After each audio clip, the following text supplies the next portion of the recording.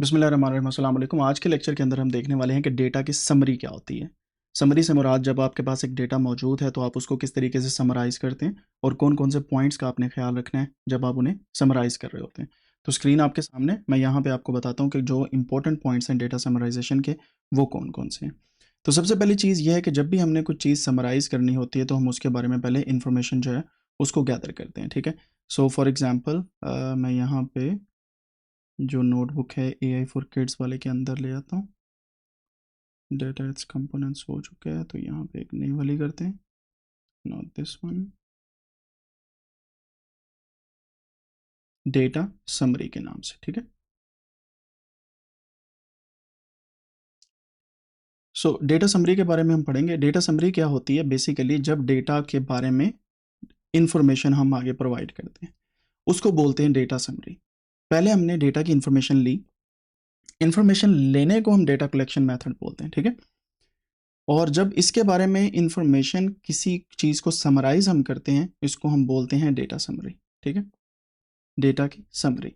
से for example मैंने आपको बोला कि आपने फेवरेट कलर जो है अपने घर वालों का उनको उसको देखना है, ठीक है। सो डेटा समरी इसके अंदर क्या चीज़ है? डेटा समरी फेवरेट कलर को फाइंड करने के लिए जब आप डेटा कलेक्ट करते हैं उस डेटा को समराइज करने को डेटा की समरी बोला जाता है, ठीक है। वो कैसे हम करते हैं? आपको पता है कि आपने अपने घर से जब डेटा लिया तो आपने सबसे पहले नेम देखा होगा, फिर आपने रिलेशन देखा होगा कि आपका रिलेशन उनके साथ क्या है, फिर आपने पूछा होगा फेवरेट कलर, ठीक है। फिर आपने पूछा होगा, से फॉर एग्जांपल मैंने आपको पूछा था फूड, उनका फेवरेट कौन सा है या डिश कौन सी है फेवरेट। इसके बाद आपने क्या पूछा था? Colour, food and fruit. So ये तीन चीज़ें अगर आप किसी से पूछते हैं तो उसको किस तरीके से लेके चलते हैं। से फॉर एग्जांपल नेम जो था, मैं एक एग्जांपल दे रहा हूँ, एक नेम हमारे पास आ जाता है साद, ठीक है। और इनका रिलेशन है जी मेरे साथ ब्रदर, ठीक है। फेवरेट कलर इनका इन्होंने मुझे बताया ब्लू, और फूड एंड डिश जो इन्हें पसंद है वो है बिरयानी, और फ्रूट इन्हें एप्पल पसंद है, ठीक है। तो ये हम डेटा कलेक्ट करते हैं। फिर हमारे पास दूसरा नेम आ जाता है फातिमा, सिस्टर लिख देता हूँ मैं यहाँ पे कलर इनको पिंक पसंद है, एंड देन बिरयानी की जगह पे मैं लिख देता हूँ पकौड़े। This is also another food. चलें, पकौड़ों के बजाय हम इसको कर देते पुलाव, राइट। मैंगो जो है इनका फेवरेट फ्रूट है। Then I will write here Shafiq, and मैं इनको लिख देता हूँ कज़न, या मैं इनको कर देता हूँ ब्रदर अगेन, एंड देन मैं कह देता हूँ ब्लू इनको पसंद है, और यहाँ पे हम लिख देते हैं फूड जो है इनको भी बिरयानी पसंद है, ठीक है। और इनका जो फेवरेट,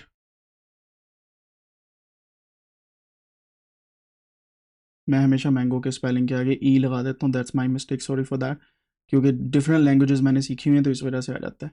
अच्छा, apple, mango and then again apple, ठीक है। फिर हमारे एक और जो हैं वो भाई हैं, उनका नाम है मोइस, हम उनको कह देते हैं ब्रदर अगेन, और यहाँ पे हम कर देते हैं इनको भी ब्लू पसंद है और यहाँ पे बिरयानी पसंद है, और एप्पल की जगह पे अगेन फ्रूट की जगह पे अगेन एप्पल पसंद है, ठीक है। तो चार लोगों का हमने डेटा निकाल लिया। फिर मैं आता हूँ फादर की तरफ, और यहाँ पे फादर नेम कोई भी मैं लिख देता हूँ, से फॉर एग्जांपल मैं यहाँ पे लिख देता हूँ पापा, ठीक है। मैं नाम नहीं लिखता, जस्ट फॉर द सेक सभी के लिए सेम रहे। सो यहाँ पे रिलेशनशिप है फादर, उनको भी ब्लू पसंद है और उन्हें भी बिरयानी पसंद है, एंड यहाँ पे हम लिख देते हैं एप्पल अगेन। फिर हमारे पास है जी मदर, इसको इनको बोल देता हूँ मामा, एंड मदर रिलेशनशिप है, इनको पिंक पसंद है और यहाँ पे इनको भी पुलाव पसंद है, और यहाँ पे इनको भी मैंगो पसंद है, ठीक है। अब इस डेटा की समरी हम करने लगे हैं कि डेटा को समराइज हम किस तरीके से कर सकते हैं जब हमारे पास कुछ इस तरीके से डेटा कलेक्ट हो जाता है, राइट बच्चों। यहाँ तक क्लियर हो गया कि जब हमारे पास डेटा कलेक्ट हो चुका है अब इसको हम समराइज कैसे करेंगे।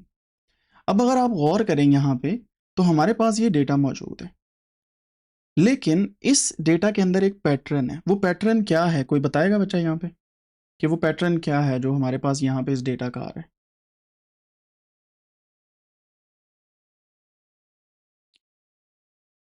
अगर आप गौर करें जब भी कोई मेल आता है यहाँ पे, सो मैं यहाँ पे एक और,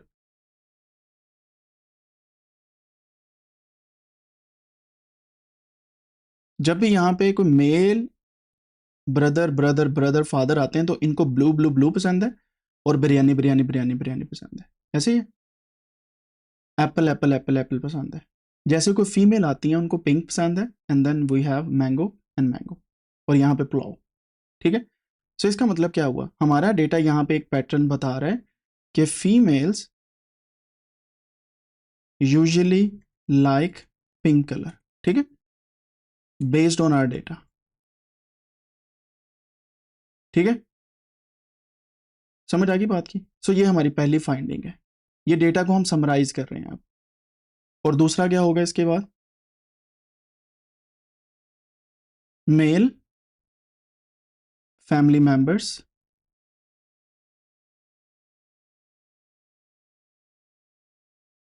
लाइक ब्लू कलर, ठीक है, ऐसे ही है। सो इसका मतलब ये हुआ कि जब हम फेवरेट कलर की बात करेंगे, फेवरेट कलर फैमिली का कौन सा हुआ फिर, जो मोस्ट फेवरेट कलर है, जो ज्यादातर लोगों को पसंद है, वो है ब्लू। क्योंकि टोटल लोग हैं 2 4 और 6, 6 में से 4 लोगों को, यानी कि 4 आउट ऑफ 6 इन लोगों को ब्लू पसंद है। तो इसका मतलब क्या हुआ कि मेजॉरिटी को ब्लू कलर पसंद है फैमिली में, ठीक है, समझ आ गई बात की। फिर अगर मैं पूछूं कि आपकी फैमिली में मेजॉरिटी वाला जो फ्रूट है वो कौन सा है, वो एप्पल होगा। Why, because we have 4 out of 6 apples here, ठीक है। देन वी हैव 4 लोगों को बिरयानी पसंद है, तो बिरयानी जो है वो इंपॉर्टेंट होगी, ज्यादा फेवरेट होगी, ठीक है। सो ये तो हो गया हमारा मेजर, जो हमारे पास एक फाइंडिंग आती है, राइट। ये हमारे पास मेजर फाइंडिंग है, हमने डेटा को समराइज कर दिया। अब यहां पे हम इनकी ग्रुपिंग कर सकते हैं। ग्रुपिंग कैसे करेंगे, हम मेल्स को सेपरेट कर लेंगे एंड फीमेल्स को सेपरेट कर लेंगे, ठीक है, इसको बोलते हैं ग्रुपिंग करना। अब जो डेटा है वो दोनों का सेपरेट स्टडी करेंगे हम। जैसे फॉर एग्जांपल यहां पे मेल्स के अंदर 4 लोग हैं, एंड चारों के चारों को पसंद क्या है, blue colour, biryani and Apple. इसका मतलब क्या हुआ कि मेल पर्सनैलिटीज को ये चीजें पसंद है, ठीक है, तो हमने समराइज कर दिया। फीमेल में pink colour, pulao and mango, right. यहां तक से सही होगी, क्लियर होगी बात। अच्छा, पहले हमने पूरे डेटा को समराइज किया। मैं इसको यहां पे मोस्ट फैमिली मेंबर्स कर देता हूं, बल्कि यहां पे कर देते हैं। सो पहले हमने पूरे डेटा को समराइज किया, फिर ग्रुपिंग करके समराइज किया, ठीक है। सो समराइज का मतलब ये है कि जब आपके पास डेटा आ जाता है, आप उससे फाइंडिंग्स क्या लेते हैं, पैटर्न क्या बनाते हैं। अब मुझे बताएं, अगर घर में एक गुफ्तगू चल रही हो कि आज पुलाव बनाना है या बिरयानी बनानी है, तो आप क्या कहेंगे कि ज्यादातर लोग किस की तरफ जा रहे हैं, मेजॉरिटी किस साइड पे जा रही है, बिरयानी की तरफ। सो वी कैन से कि बिरयानी बना लें। लेकिन हो सकता है क्योंकि मम्मा को पुलाव पसंद है और सिस्टर को भी पुलाव पसंद है, so maybe we can cook pulao. लेकिन डिपेंड करता है डेटा क्या बता रहा है। यहां तक आपको क्लियर हो गया कि डेटा को समराइज कैसे किया जाता है, ठीक है। अब हम देखते हैं कि डेटा समरी होती क्या है, और इसकी मैं आपको एक एग्जांपल देता हूं। सबसे पहले इसकी डेफिनेशन देखते हैं। डेटा समरी जो है ये basically is a short and clear way of showing big picture. Data की बड़ी पिक्चर को बताने के लिए जो चीज हम इस्तेमाल करते हैं उसे डेटा समरी बोला जाता है, ठीक है, without looking at every single detail. हम ये नहीं करेंगे कि यहां से कहें कि 2 को क्या पसंद है, 1 को क्या पसंद है, किस किस को क्या क्या पसंद है। हम कहेंगे टोटल फैमिली मेंबर्स में से बिग पिक्चर क्या है, बिरयानी ज्यादा लोगों को पसंद है तो बिरयानी पकने दो, दैट्स अ बिग पिक्चर, ठीक है। सो data summary is a short and clear way of showing the big picture of the data without looking at every single detail, ठीक है। अब इसकी एग्जाम्पल आपकी क्लास की मैं बताता हूँ। अक्सर औकात आपकी क्लास के अंदर होता है ना, ग्रेड जिस भी स्कूल में आप जाते हैं या होम टू होम स्टडी भी कर रहे हैं, तो आपको पता होगा कि instead of reading marks of all 30 students, अगर आप ये कह दें कि एवरेज मार्क जो पूरी क्लास के हैं वो हैं 75, तो ये बेसिकली समरी है डेटा की कि सारी क्लास के रिजल्ट्स को एक जगह पे कंबाइन कर देना। जब आप सारी क्लास के रिजल्ट्स को एक जगह पे कंबाइन कर रहे हैं उसको हम बोलते हैं डेटा की समरी। ठीक है, इसी तरीके से इसकी एक और एग्जांपल हम ले सकते हैं। आपको आवाज आ रही है बच्चों? ओके। इसी तरीके से इसकी और एक एग्जांपल ले लेते हैं और हम देखते हैं कि डेटा समरी जरूरी क्यों है। ठीक है, अब मैंने आपको पूछा था कि आप अपने घर वालों की हाइट्स लिखें, ऐसे ही है। सो आपने क्या किया था, हाइट्स लिखी थी स्टार्ट में लेक्चर में, आपने नेम लिखा था, देन आपने हाइट लिखी थी और फिर आपने उसका एवरेज निकाला था। ठीक है, कि सभी की हाइट का एवरेज, जैसे फॉर एग्जांपल नेम है आयशा और हाइट है for example 4 feet, Ammar height है 6 फीट, साद हाइट है 4 फीट, फातिमा हाइट है से फॉर एग्जांपल 5 फीट। सो अगर मैं इन चारों को बारी बारी करूंगा तो वो डेटा की समरी नहीं है, लेकिन जैसे मैं इन चार के चारों का एवरेज लेके कहता हूं कि ऑन एन एवरेज इन चारों की हाइट इतनी है, उसको डेटा समरी बोलेंगे। ठीक है, जैसे फॉर एग्जांपल एवरेज कैसे लेते हैं, 4 plus 6 plus 4 plus 5 equal to, ये हमारे पास इसकी एवरेज आ जाएगी। इसको डिवाइडेड बाय n भी करेंगे ना हम, सो ये कितनी आएगी जी, ये है 10 14 एंड 5 कितने हो गए 19। So divided by total number कितने हैं जी, ये 4। तो इसका आंसर क्या आ गया मेरे पास, 4 पॉइंट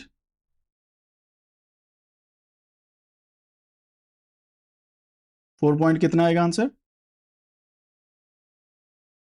आप लोगों की ना मैथमेटिक्स भी यहाँ पे टेस्ट होती है।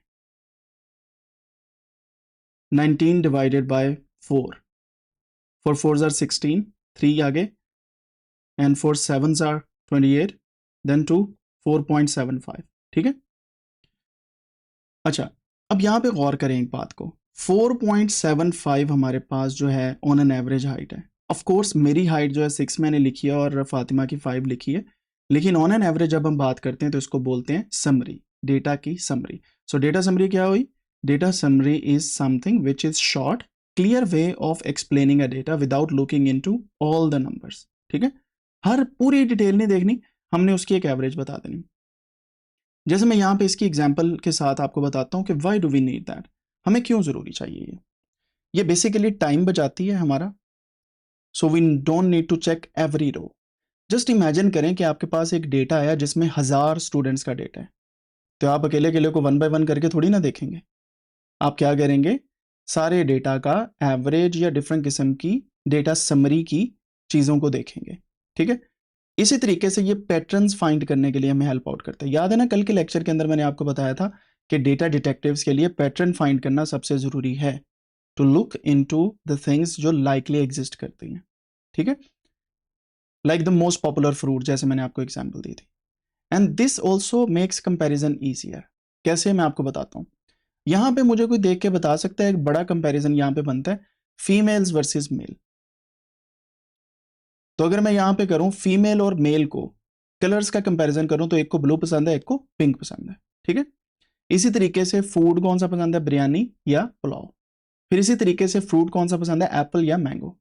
सो that is why we need to be very careful. जब भी हम कंपैरिजन करते हैं तो हमें डेटा समरी की बहुत ज़रूरत पड़ती है। डेटा समरी के बगैर आप कंपैरिजन नहीं कर सकते। और कंपैरिजन जो है उसको करने के कई तरीके हैं। कौन कौन से तरीके, मैं अभी वो सारे के सारे तरीके आपके सामने रखता हूँ, फिर आपको इजी हो जाएगा। ये जो हमने पढ़े हैं ना स्टैटिस्टिक्स के अंदर डिफरेंट किस्म के तरीके, जो मैंने आपको पिछले दिनों बताए थे, मीन मीडियन मॉड, वो हम दोबारा देखने वाले हैं। सो सबसे पहले there are ways to summarise the data. और वो कौन कौन से वेज हैं जरा गौर कीजिएगा। How many times something appears, count, इसको बोलते हैं काउंट। ठीक है, आपके घर में कितने फैमिली मेंबर्स हैं, दैट इज काउंट। आपके घर में कितनी मेल्स हैं कितने फीमेल्स हैं, दैट इज, कितने मेल्स हैं कितनी फीमेल्स हैं, दैट इज काउंट। काउंट करके आप किसी चीज को एवरेज कर सकते हैं। For example 12 kids like mangoes and 8 like banana, तो ये काउंट हो गया। जैसे बिरयानी की मैंने आपको एग्जाम्पल दी, पुलाव की दी, ठीक है। So count is the first thing which helps us to summarise the data, और ये सिर्फ और सिर्फ नॉमिनल एंड ऑर्डिनल डेटा के लिए, कैटेगोरिकल डेटा के लिए। हम न्यूमेरिकल डेटा पे ये काम नहीं करते काउंट का, ठीक है। So what we have to do is this works only on categorical data, right. फिर मैक्सिमम एंड मिनिमम, ये किस में काम करता है? ये न्यूमेरिकल डेटा में, याद है ना आपको, मिनिमम एंड मैक्सिमम हमने आप बताया था। न्यूमेरिकल डेटा यानी कि जो नंबर्स वाला डेटा है। For example the biggest and the smallest value, the tallest student is 150 centimetre, the shortest is 130 centimetre. So इसका मतलब क्या हुआ कि हमने एक मिनिमम एंड मैक्सिमम बता दिया, और ये न्यूमेरिकल डेटा को समराइज करने के लिए हम यूज करते हैं, ठीक है। और मिनिमम और मैक्सिमम को ही हम रेंज बोलते हैं, मिनिमम से मैक्सिमम नंबर को ही हम रेंज बोलते हैं, तो वो भी न्यूमेरिकल डेटा की होगी, ठीक है। जैसे यहां पे है, रेंज क्या होगी इसकी? रेंज इज 130 टू 150 सेंटीमीटर, ठीक होगा बच्चों। सो ये हमारे पास रेंज होगी, सिंपल। फिर अगली जो वैल्यू है वो होती है एवरेज, जिसे हम मीन भी बोलते हैं, ठीक है। जो अभी हमने यहां पे एवरेज काउंट की थी, ये वाली, ठीक है, 4.75, इसको मीन बोलते हैं।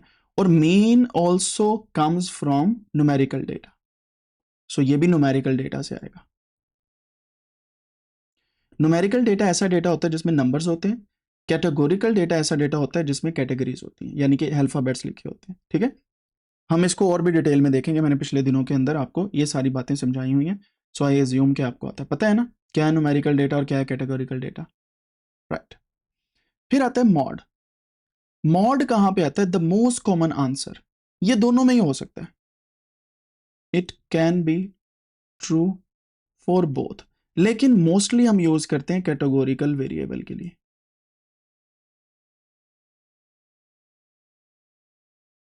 कैटेगोरिकल के लिए हम मोस्टली यूज करते हैं, ठीक है। जैसे मैंने आपको ब्लू कलर का बताया था कि most common favourite colour is blue, ठीक है, क्योंकि उसका मॉड ये है। अब मैं आपको दोबारा लेके जाता हूं यहां पे, मुझे ये बताएं कि इस एक फूड वाले कॉलम का मॉड क्या है?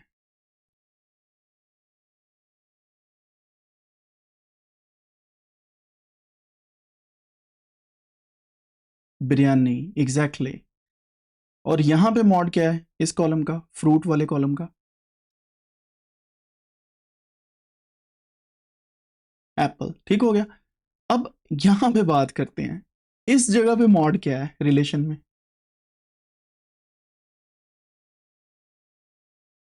Of course brother. अब आपको समझ लगी मॉड क्या है, ठीक है। अब ये चीज आपको समझ आनी चाहिए कि जब भी हम किसी चीज को मोस्ट फ्रीक्वेंटली किसी जगह पे देखते हैं तो वो डेटा की समरी होती है और उसको हम मॉड कहते हैं। सो सबसे पहला तरीका मैंने आपको क्या बताया? सबसे पहला तरीका है काउंट करना किसी चीज को, कितनी दफा एग्जिस्ट करती है, इसको बोलते हैं फ्रीक्वेंसी एज वेल, इसको हम फ्रीक्वेंसी भी बोलते हैं। कितनी दफा कोई फ्रीक्वेंटली, कितनी फ्रीक्वेंटली कोई चीज अपीयर हो रही है, ठीक है। जैसे मैं एक एग्जांपल देता हूं, आपकी क्लास में काफी बच्चियों का नाम अगर आयशा हो तो आयशा का जो मॉड है वो उनका काउंट होगा कि कितनी दफा वो आ रही है, ठीक है। So count is another thing, mode कितनी दफा कोई चीज आ रही है। सो काउंट को भी फ्रीक्वेंसी बोला जाता है, और जो मोस्ट मोस्ट कॉमन या मोस्ट आई वुड से जिसका मॉड सबसे जिसका काउंट सबसे ज्यादा हो वो उसका मॉड होता है, ठीक है। जैसे फॉर एग्जाम्पल काउंट किसी भी चीज का हम देख सकते हैं, जैसे ब्रदर्स जो हैं वो 4 दफा आए हैं, सिस्टर्स 2 दफा आई हैं, तो ये इसका काउंट है। लेकिन मॉड जो है वो उसी चीज का होगा जो सबसे हाईएस्ट है, जो सबसे ज्यादा एग्जिस्ट करती है। मैं आपको दोबारा समझा देता हूं, यहां पे देखें, यहां पे फ्रूट के अंदर मॉड जो है क्या है? एप्पल, क्योंकि वो मोस्ट फ्रीक्वेंट है, यानी कि सबसे ज्यादा दफा एग्जिस्ट कर रहा है। और ये हमें कैसे पता चला? हमने काउंट करके देखा, एप्पल कितनी दफा है जी? 1 2 3 4। और फिर मैंगो कितनी दफा है? 1 2। तो इसका मतलब क्या हुआ? मैंगो का काउंट है 2, एप्पल का काउंट है 4। तो इसका मतलब यह हुआ कि जिसका काउंट ज्यादा है वो उस डेटा का मॉड होता है। सही है, अब समझ आ गया। सो जिसका काउंट ज्यादा है वो मॉड है। ओके, आगे चलते हैं। मीडियन, जो मिडिल वैल्यू होती है ना उसको मीडियन बोला जाता है। मिसाल के तौर पे ये हमारे पास एक नंबर है, मैंने इसकी कोई कैलकुलेशन नहीं की, मैंने सिर्फ उनको पहले तरतीब दे दी है, ऑर्डर में लिख दिया। अब जो इनके सेंटर में आएगा ना उसको हम कहेंगे मीडियन। अब हम काउंट करते हैं नंबर्स को, ये एक हो गया, दूसरा नंबर, तीसरा नंबर, चौथा और पांचवा। तो इसका मतलब है 5 के सेंटर में अगर हम 10 को लें तो इसकी राइट साइड पे भी 2 नंबर्स हैं, लेफ्ट साइड पे भी 2 नंबर। ठीक है, तो बिल्कुल मिडल हो गया। सी सॉ नहीं आपने देखा कभी स्कूल्स के अंदर जो होता है, ये उसकी एग्जाम्पल ऐसे ही है। फॉर एग्जाम्पल आपके पास एक सी सॉ है, आप उसको इस तरीके से बना लेते हैं। सो दोनों साइडों पे जितना वजन है, सेंटर जो है वो उसका मीडियन होगा। ठीक है, दोनों साइडों पे बराबर आपने डिवाइड कर देना डेटा को, सेंटर में जो होगा वो मीडियन होगा। तो ये भी एक समराइज करने का तरीका है, और ये यूजुअली न्यूमेरिक डेटा के साथ होता है। ठीक है, समझ आ गई बात की। सो न्यूमेरिक डेटा की ज्यादा समरीज होती हैं हमारे पास, कैटेगोरिकल की कम होती है, ये भी याद रखना है न्यूमेरिक डेटा की। अब समझ आ गई बात की कि हम डेटा को समराइज करते हैं किस तरीके से और कौन से हमारे पास वेज हैं। पहला है काउंट, दूसरा है मैक्सिमम मिनिमम या मिनिमम मैक्सिमम यानी कि रेंज। ठीक है, एवरेज, मॉड एंड मीडियन। ठीक है, ये तरीके याद रहेंगे बच्चों, बहुत आसान है और इनको आपने अच्छे तरीके से अपने पास सेव रखना है, चीजों को समझना है। अब हम एक एक्टिविटी करेंगे और आपसे मैं कुछ क्वेश्चन पूछूंगा, आपने उसके आंसर देने हैं। ठीक है, ओके। सो ये हमारे पास डेटा है और इस डेटा के क्वेश्चंस में नीचे लिखने लगा हूं, आपने इन क्वेश्चंस के आंसर देने हैं मुझे। ठीक है, यहां पे लिख देता हूं। मुझे बताएं पहला क्वेश्चन, इस डेटा को देखते हुए how many kids like mango.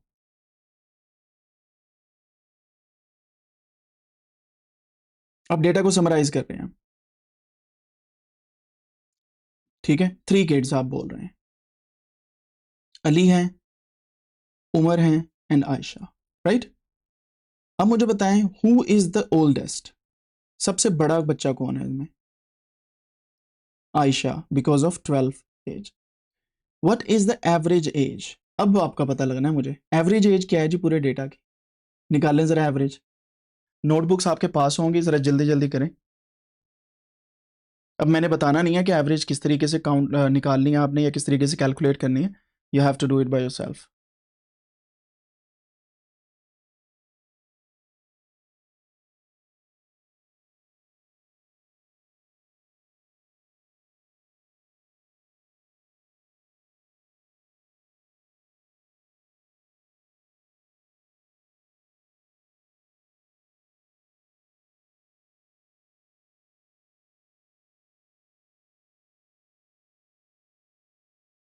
हाँ जी, कितनी एवरेज आई है।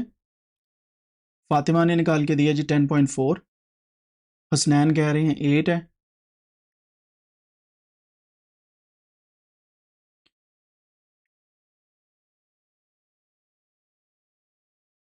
सो हमने करना है 10 plus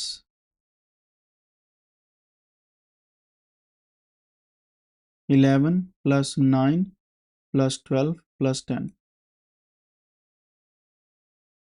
and then divided by 5.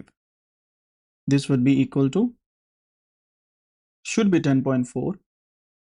दोबारा से देखें जरा, ये सबसे पहले तो ये देखें ना कि 10 and 11 21 प्लस 9 30 42 and 10 52। समझ आ गई बात की। तो सीधा सीधा 10 पे तो डिवाइड हो ही रहा है ना, 52 10 पे तो डिवाइड हो ही रहा है, तो आगे जाहिर बात है 52 है तो पॉइंट लगाएंगे हम, 0 आ जाएगा। So this would be 4 5 20, so something like 10.4। ठीक है, तो ये मैथमेटिक्स आपने स्कूल में पढ़ी होगी, अगर नहीं पढ़ी तो आप हमारे लेक्चर्स भी देख सकते हैं मैथमेटिक्स के ऊपर, बट यू शुड नो कि ये क्या है। एवरेज इस तरीके से निकाली जाती है। ठीक है, सो हम कह सकते हैं जो यहाँ पे डेटा है इनकी एवरेज एज 10.4 है। कितनी है 10.4। और द मोस्ट कॉमन फ्रूट कौन सा है जी?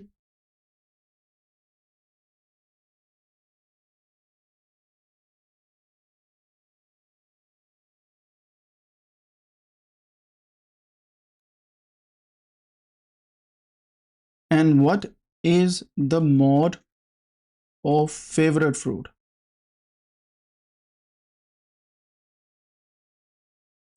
ये क्या होगा?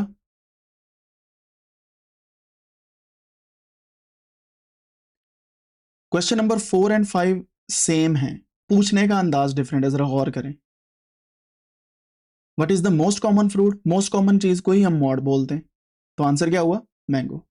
ठीक है, अब आपने मुझे ये बताना है कि सबसे छोटा बच्चा कौन है, youngest one. Who is the youngest?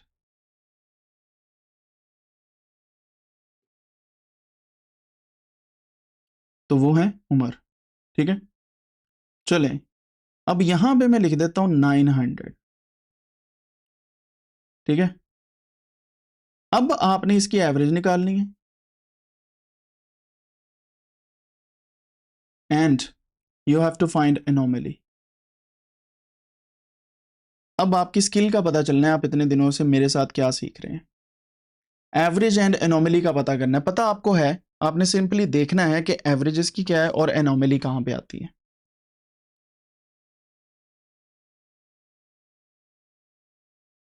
Steps याद रखने जो मैंने कल आपको बताए थे डेटा डिटेक्टिव वाले। पहले जो काम करना है हमने, वो डेटा को क्या करना है, स्टेप वाइज क्वेश्चन, फिर data collection, then you have to find, क्या करना है, organise the data and then clean the data, and then you have to follow other step, finding patterns and other things. क्या किसी की 900 साल उम्र हो सकती है? क्वेश्चन ये है। तो अगर मैं आपसे एवरेज एज पूछ रहा हूं इन दिस डेटा सेट, तो आपने इसी डेटा को एज इट इज उठा के एवरेज नहीं निकाल देनी। So there is something wrong here, वो है इनॉमली। इनॉमली क्या है? 900। एरर और मिस्टेक, हम क्या करेंगे, पहले इसको करेक्ट करेंगे। ठीक है, सो आपको भी पता है कि इसकी ओरिजिनल एज क्या है, 9। अब एवरेज क्या होगी? 10.4। सो इस तरीके से मैंने आपको उलझाना है आने वाले दिनों में, और ये पता करना है मैंने कि कौन स्टेप वाइज चल रहा है, कौन नहीं चल रहा। ठीक है, एज ए नंबर मैथमेटिक्स को नंबर की फॉर्म में नहीं देखना कि जो लिखा हुआ है इसकी एवरेज निकाल के दे दूं मैं। आपने डेटा को समझ के काम करना है। ठीक है, एवरेज कैसे निकाली? जो पहले से निकली हुई थी वही थी। मैंने क्या किया था, एनोमली की। यहाँ पे मैंने आपको एक सपोज किया कि अगर एनोमली होती तो इसकी एवरेज क्या होती। तो सबसे पहला काम आपने स्टेप वाइज क्या करना होता है, data collection, data organisation and then cleaning the data. तो ये 900 साल तो नहीं हो सकती, ना ही 90 हो सकती है। बच्चों की क्लास है, बच्चों में 90 वाला कुछ भी नहीं आ सकता। सो 9 ईयर्स है, एंड आई नो कि 9 है। ऑफ कोर्स आपको दोबारा से उम्र से पूछना पड़ेगा रियल सिनेरियो में, और उम्र से एज पूछ के यहाँ पे लिखेंगे and then you will find average. ठीक है, बात समझ आई है? डेटा एनालिटिक्स के अंदर या एआई के अंदर ये डेटा को सीखने के लिए आपको true to the value data को एक्यूरेट रखना पड़ता है। याद है ना डेटा एक्यूरेसी वाला लेक्चर जो हमने लिया था? सो ये चीज़ें इंपॉर्टेंट हैं आपके लिए। क्लियर होगी बात यहाँ तक? कोई अभी इसमें कोई भी आपके लिए कोई इशू है तो आप बता सकते हैं। इसको एक लाइन में अगर मैं बोलूँ ना, तो डेटा समरी का सबसे बड़ा एडवांटेज ये है कि आप डेटा समरी जब भी लिखते हैं ना, उसका सबसे बड़ा एडवांटेज ये है कि जिसको डेटा का नहीं पता ना, आप उनके लिए आसानियां पैदा कर रहे हैं। ठीक है, data summary is about turning a big table. कितना बड़ा टेबल हो, ये तो मैंने आपको 5 5 6 6 की एग्जांपल दी है ना। यूजुअली टेबल्स बड़े होते हैं, 100 हो सकती हैं रोज, 100 स्टूडेंट हो सकते हैं। आपके स्कूल में बच्चे कितने हैं आप सोचें ज़रा, कम से कम 500 तो होंगे ना, या 200 या 100 होंगे ना। तो अगर आपके पास सारों का डेटा है तो आप वन बाय वन थोड़ी ना लिखेंगे। For that reason, you have to turn a big table of numbers and words into simple answers. और वो सिंपल आंसर्स क्या होते हैं? डेटा की समरी। ठीक है, उन सिंपल आंसर्स के थ्रू आप आगे चलते हैं, दैट एवरीवन कैन अंडरस्टैंड। अब मैं अगर आपसे पूछूं ऑन एन एवरेज आपके स्कूल की एज क्या है, तो आप किस मेथड के थ्रू अपने स्कूल की एज फाइंड आउट करेंगे? कोई बताएगा मुझे यहाँ पे? ऑन एन एवरेज आपके स्कूल की एज क्या है, दैट्स द क्वेश्चन, एंड आपने चैट के अंदर बताना है कि आप किस तरीके से फाइंड आउट करेंगे, क्या मेथड होगा आपका। और दूसरी चीज ये है कि आपने मुझे ये बताना है ऑन एन एवरेज, या what is the most common fruit, favourite fruit in your school. तो कौन सा मेथड आप यूज करेंगे इन दोनों के लिए? कमेंट सेक्शन में आपने मुझे बताना है, जो लाइव बैठे हैं आपने चैट में मुझे बताना है, ठीक है।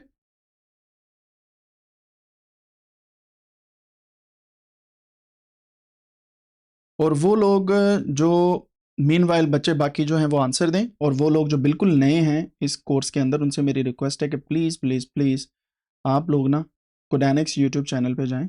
यहाँ पे कोडैनिक्स यूट्यूब चैनल पे जाने के बाद यहाँ पे आ जाएं कोडैनिक्स पे, और आपने यहाँ पे आने के बाद प्ले लिस्ट में जाने के बाद इस एक प्ले लिस्ट को बार बार देखना है, ये जो AI फॉर किड्स वाली है, ठीक है। और जो लोग इनरोल हैं इस कोर्स के अंदर, आपसे भी मेरी रिक्वेस्ट है कि जब भी आपको फ्री टाइम मिले, जो लेक्चर आपको नहीं समझ आता, जो आपने देख लिया, उसको दोबारा से देखें। उससे ये होगा कि आपको चीज़ें जो है ना वो बहुत अच्छी क्लियर हो जाएंगी, ठीक है बच्चों। AI फॉर किड्स की जो प्लेलिस्ट है इसको आपने बार बार देखना है, क्योंकि ये नहीं देखेंगे तो आपको समझ नहीं आएगी कि हम किस तरीके से काम कर रहे हैं, राइट।